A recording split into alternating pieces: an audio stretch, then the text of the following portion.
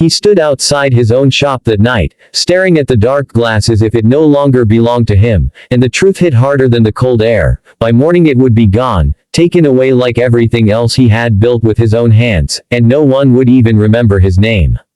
Daniel was not always like this, quiet and worn down, but life had a way of grinding people slowly, especially when powerful men decided your fate without ever looking you in the eye.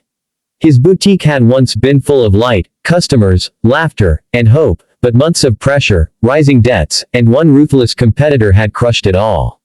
That competitor, Victor Hale, was a man everyone feared, a man who owned half the district, who could close a business with a single phone call, who smiled in public but destroyed lives in private. Daniel had tried to fight back at first, tried to stay honest, tried to keep his dignity, but every supplier he relied on was quietly taken from him. Every deal fell apart, every chance disappeared before it even began. People told him to adapt, to change, to play the same dirty game, but Daniel stayed silent, holding on to something inside him that refused to break completely. Still, silence did not pay bills, and dignity did not stop eviction notices. That night, after receiving the final warning, he knew it was over. The shop would be seized in the morning, everything inside taken, his dream erased like it never existed.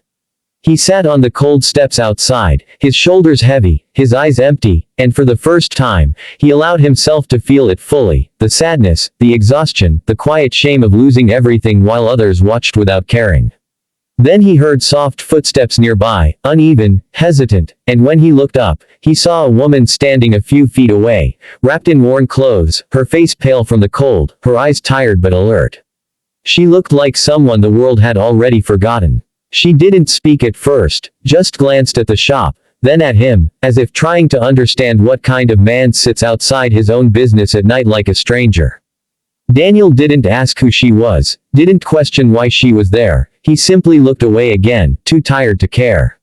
The silence stretched between them, heavy but not uncomfortable, until she finally spoke, her voice quiet but steady, asking if he was all right. It was such a simple question, yet it felt strange, because no one had asked him that in a long time. He gave a small nod, not wanting to explain, not wanting to relive the story again. She didn't push, didn't judge, just sat down a short distance away, as if sharing the cold with him somehow made it less sharp. Minutes passed, maybe longer, and something shifted inside Daniel, not hope, not yet, but a small release, like he didn't have to carry everything alone in that moment. Without really thinking, without looking at her properly, he reached into his pocket and pulled out the keys to the shop, cold metal that once meant everything to him.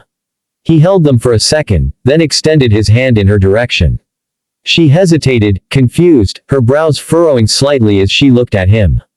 Daniel spoke slowly, his voice calm but distant, saying that by morning the shop would no longer be his, that it didn't matter anymore, and that she could use the space for the night, to stay warm, to rest, to feel safe for once. The woman stared at him, unsure if she heard correctly, because kindness like that rarely came without a price. He didn't explain further, didn't meet her eyes, he just left the keys in her hand and stood up, brushing off his coat as if letting go of the last thing tying him to that place. She called out softly, asking why he would trust her, a stranger, someone with nothing, but he paused only briefly. And said that sometimes, when you have nothing left, trust is the only thing you can still give. Then he walked away into the night, not looking back. The hours passed slowly, and the city moved as it always did, unaware of the small, quiet moment that had just happened. The woman stood outside the shop for a long time, holding the keys, feeling their weight, not just as metal, but as something deeper, something unexpected. Finally, she unlocked the door and stepped inside. The shop was dark, silent, but still held traces of its past, the shelves, the displays, the faint scent of fabric and wood. She didn't touch anything at first, just stood there, taking it in, as if stepping into someone else's life. Then she moved slowly, carefully, not like someone taking advantage, but like someone who understood loss. She cleaned a small corner, lit a dim light, and sat down, her thoughts heavy but focused. Outside, the world continued without pause, but inside that shop, something quiet began to change. Morning came sooner than expected, and Daniel returned, not because he had hope, but because he needed to face the end properly. He walked slowly, each step heavier than the last, preparing himself to see the doors locked, the signs posted, the final proof that it was over. But as he turned the corner, he stopped. There was a line outside his shop. Not one or two people, but many, standing quietly, waiting. His heart tightened, confusion replacing the numbness, because this didn't make sense. He moved closer, unsure of what he was seeing, and then he noticed something else. The lights inside were on. The door was open. People were walking in. For a moment, he thought he was imagining it, that exhaustion had finally broken his mind, but it was real. He stepped forward, his breath shallow, and crossed the threshold. Inside, everything was different, yet somehow the same. The shop was cleaner, brighter, organized in a way he had never seen before. And behind the counter stood the woman.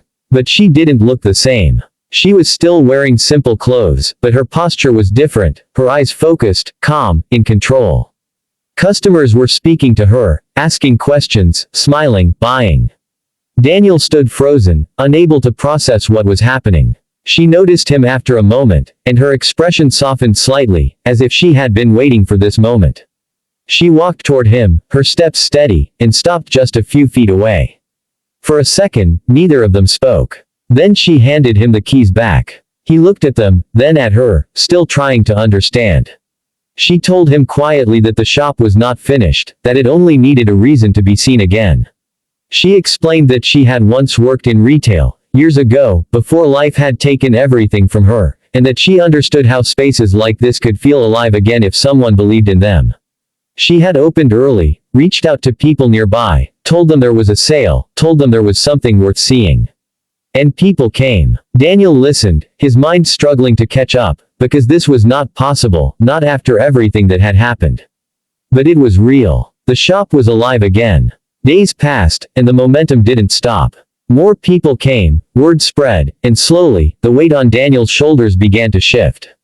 He didn't celebrate, didn't rush, he moved carefully, watching, learning, trusting the process. The woman stayed, not as a guest, but as a partner in rebuilding something that both of them had almost lost in different ways. And then, just as things began to stabilize, Victor Hale appeared. He walked into the shop with the same confidence, the same arrogance, expecting to see emptiness, expecting to finalize his control.